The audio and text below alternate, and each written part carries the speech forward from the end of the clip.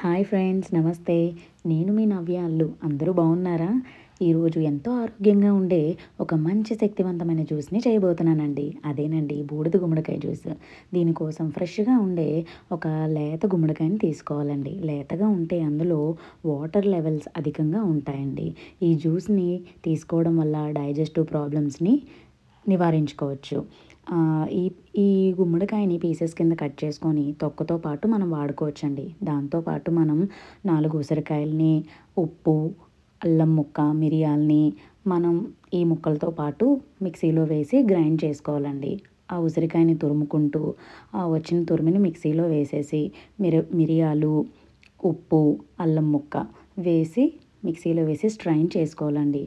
వచ్చిన జ్యూస్ని మనం గ్లాస్లో వేసుకొని కొన్ని ఫ్రెష్గా ఉండే మింట్ లీవ్స్ని వేసుకొని యాడ్ చేసుకొని మనం హ్యాపీగా తీసుకోవచ్చండి.